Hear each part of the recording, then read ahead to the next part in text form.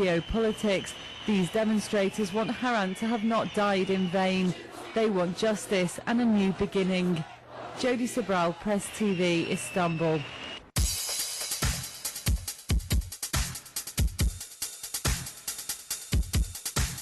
Copenhagen became the first European city to celebrate Jerusalem as the Arab cultural capital in 2009. Organized by the Danish Center of Culture and Development, the event was a collaboration with the Palestinian representation in celebrating the UNESCO-endorsed initiative. The idea to hold the event in Copenhagen culminated from one of several visits by the Danish Foreign Ministry to the occupied territories. The main speaker for the event was the Grand Mufti of Jerusalem, who commented on the significance of celebrating Palestine in Copenhagen. The Grand Mufti's opening speech at the event highlighted Israeli occupational policies, especially the expanding Israeli settlements in Palestinian neighborhoods of Jerusalem as means of ethnic cleansing. Everyone participating here today is contributing greatly to the Palestinian cause. Palestinians send their message to the European nations that they deserve a free society and free existence, just like any other nation in the world. Danish officials at the ministry recognize the importance of marking the cultural heritage of Palestinians emanating from Al-Quds.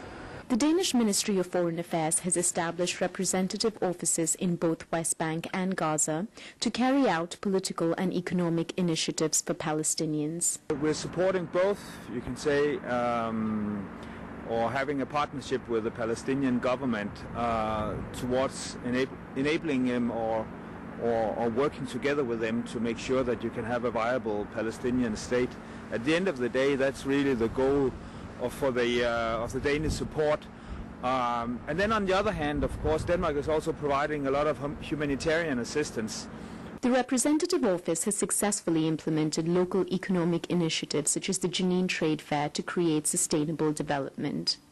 Their efforts have extended to Gaza, especially in the aftermath of the Gaza war and the ensuing humanitarian crisis. Israel's 22-day offensive in Gaza claimed over 1,400 Palestinian lives, a majority of whom were civilians. We're, for instance, active in 8 of the municipalities in Gaza, and we've been working there throughout all the crises that have taken place in Gaza with a small project office, assisting the municipalities, providing basic livelihoods for normal people, such as roads, sewage systems. Danish ministry's efforts in promoting both the cultural and political rights of Palestinians were commended by the official delegates who attended the Palestine in Copenhagen event. The Danish representation in Palestine, in Ramallah, is doing a great job.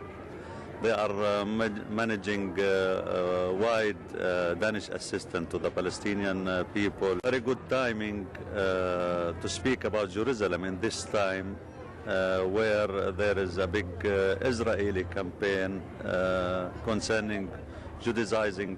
Danish representation's work in the occupied territories has been expanding over the years in terms of boosting the local Palestinian economy. The ministry is active in Gaza, undertaking initiatives to provide basic amenities such as electricity and water that have been lacking for years due to Israeli blockade of the Strip. In Gaza, their programs reach at least 100,000 Palestinians. There have been initiatives also in the Gaza Strip with fisheries. It's some years ago by now, but where to assist, in providing the basis for normal people to earn a living. We're still trying to make such small community development projects like the one in the Jenin Trade Fair project, and we will do more of that kind of collaboration in the coming years. At the same time, the ministry is aware that sustainable and visible economic progress for the area is intertwined with full political rights for Palestinians. It's been documented several times that the obstacles for economic development, a breakthrough in the peace process would mean a lot more than the kind of collaboration we can do with the Danish funding for projects. Denmark's concrete development strategies in the Palestinian territories form a sound model for other European countries to emulate. But the experience since the signing of the Oslo Accords has proven that without a permanent and equitable political resolution, development will mean very little for the Palestinians. For a meaningful economic peace to exist, the European leaders will have to also actively negotiate for a political peace. This is Preeti Nalu, Press TV, Copenhagen.